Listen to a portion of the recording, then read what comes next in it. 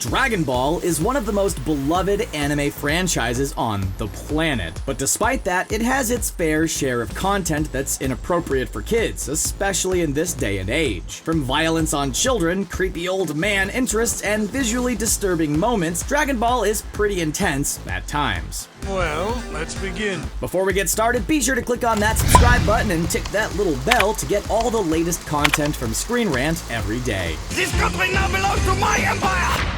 Hitler is in the show. Dragon Ball Z has no shortage of awesome villains to pull from. Whether it's Vegeta, Cell, or Buu, each villain has tested the might of Goku and the Z fighters and brought the stakes up each and every time. Many of these villains are all powerful and can cause a lot of death and destruction with the flick of a finger, making them terrifying long before we take their designs into account. All that in mind, we have to wonder what the franchise creator, Akira Toriyama, was thinking when he put Hitler into Dragon Ball. I am to be your new leader! There have been a few nods to real-world characters in films and Dragon Ball in the past, including some references to Arnold Schwarzenegger, but the inclusion of Hitler in the movie Dragon Ball Z Fusion Reborn is baffling. While never explicitly referred to as Hitler, the dictator is clear representation of the Führer. He comes drawn with a signature mustache that Hitler sported and even does a Nazi salute while riding his tanks. Maybe Toriyama was acknowledging that Hitler ranks up there with Cell and Frieza, but it's a controversial move, putting the biggest villain in real-world history in a cartoon aimed at kids. Get away from that guy!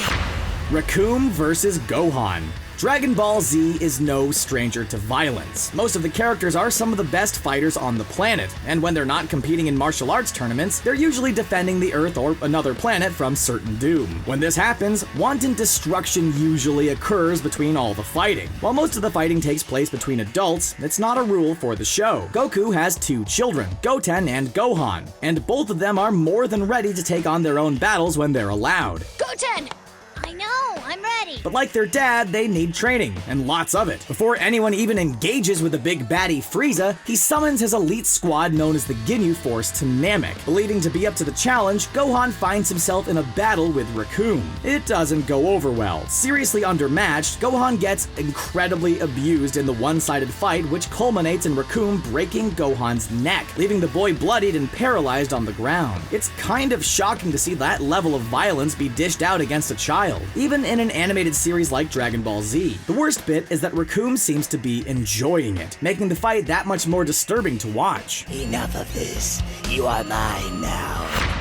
The start of the Cell Saga. After the Android Saga concluded, fans got their first look at the latest villain to grace the Dragon Ball franchise. It was, of course, Cell, who would go on to transform himself through his saga, going from imperfect to perfect versions of himself. When he started off, though, he was pretty much a parasite who lusted for more powerful versions of himself. Being a villain, he naturally undertook that mission for himself. Unlike the Z Fighters or Frieza, who relied on power and training to get stronger, well, Frieza until later in Super, Cell didn't need to do such things. To make himself stronger, he had to suck the energy out of regular people and the androids. To do this, he would stab his tail into the body of a human and drain their innards out.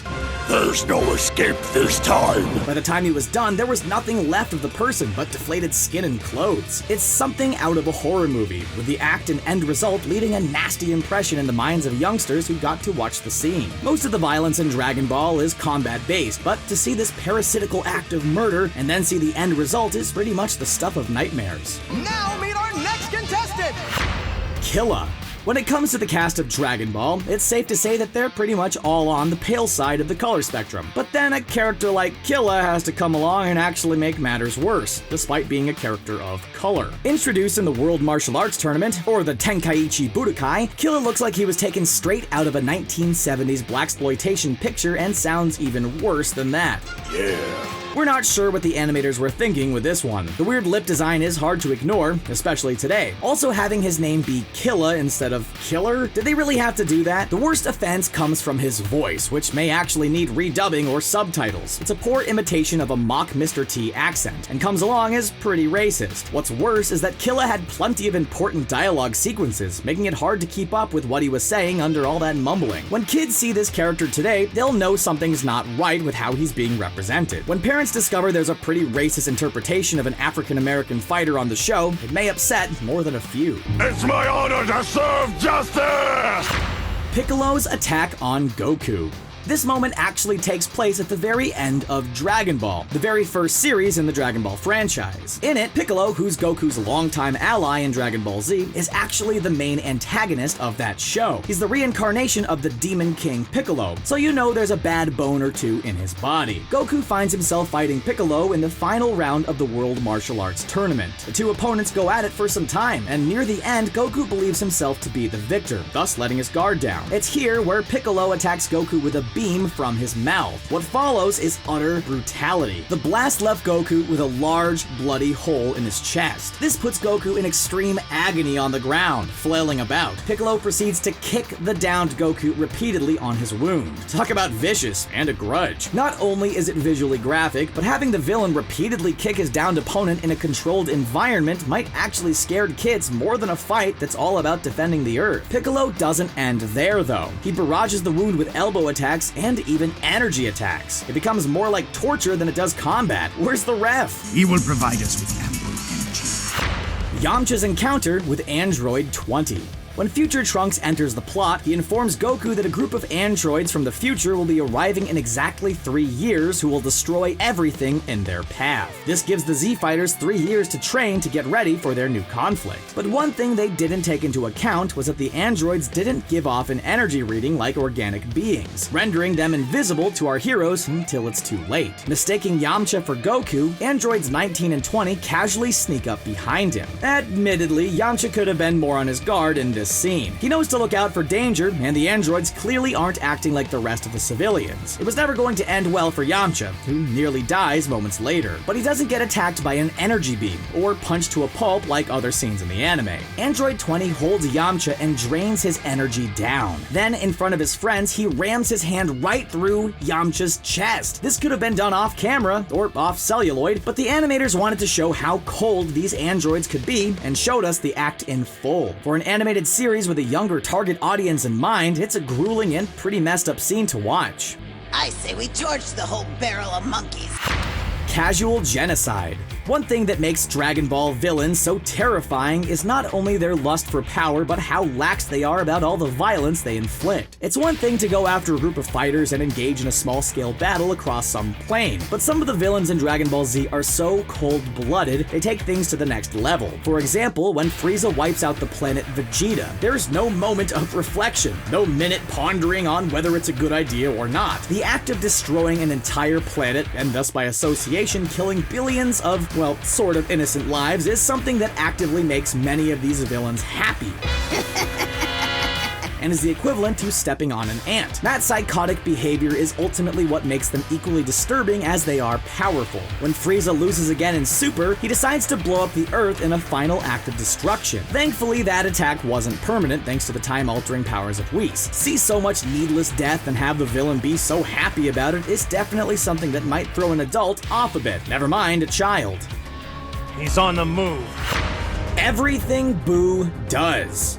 Dragon Ball Z went out with a bang, literally. As each villain had to up the stakes to make it more interesting, Z's final saga went all out and gave us Buu. Given to us in 3 stages, he got progressively stronger and more evil as the lengthy arc went on. His final form, Kid Buu, is the strongest of them all, despite his smaller stature. But it's not just his strength that's scary, it's how he uses it. Buu was in the middle of fighting both Goku and Vegeta and decided to, you know what, let's just blow up this entire planet. His psychotic split decision-making means he has no remorse about anything he does. As the saga progressed, his open acts of violence increased, right until the planet itself was a target. Kid Buu actually did what most Dragon Ball villains failed to do, and that's blow up the entire planet. Billions of lives gone. Like Frieza, his casual genocide is frightening. What makes this one scarier is that Goku and Vegeta were present and failed to stop him, something fans have come to expect. It's gut-wrenching to see the heroes fail after so many years and show that the villain can win.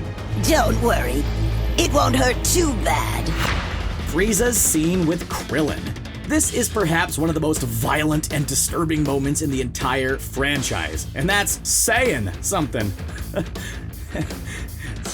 Just saying. After Nappa killed Piccolo in the Saiyan saga, and with no way to wish their friends back with a now defunct dragon, the heroes had to make their way to the planet Namek to use the Namekian Dragon Balls to wish them back. It's a long story. But on Namek, they find the evil Titan Frieza. I'll write the name of Frieza in lights across the galaxy. It's here that bad things start happening, especially to, well, Krillin. Even if you're a casual fan of Dragon Ball, or maybe even not a fan at all, there's a good chance you're familiar with the fact that Krillin dies a lot in the series. It was something of a joke for a while, but there's nothing about this scene that's funny. Using one of his horns, Frieza actually impaled Krillin. It's a pretty bloody and violent scene as the animators showed the attack and the bloody impalement in close-up. The horn slowly piercing Krillin's body is pretty uncomfortable to watch, even for an animation. The impalement seems to go on forever, and it's definitely one of the most R-rated moments in the franchise's history. This scene was heavily modified in the Kai re-release for obvious reasons, as that scene is honestly enough to traumatize most adults, never mind kids. But that impalement didn't actually take Krillin out, because he was healed by the tiny Namek Dende. However, Krillin died by Frieza's hand later on in the saga, which explains why he was so terrified at seeing the villain again in Dragon Ball Super. We can understand that. So, I don't suppose any of those prizes are dirty movies? No! Master Roshi's creepy obsession. Unlike most entries on this list, our top pick has nothing to do with violence. The greatest human martial artist on the planet Earth, Roshi trained Goku as a young child in the first Dragon Ball arcs and taught him his trademark move, the Kamehameha. He may look like a frail old man, but Roshi could still pack a punch. The idea of a wise old mentor harkens back to all sorts of ancient lore, and having such a mentor seems like a positive role model for kids to look up to. Good job. You're halfway there.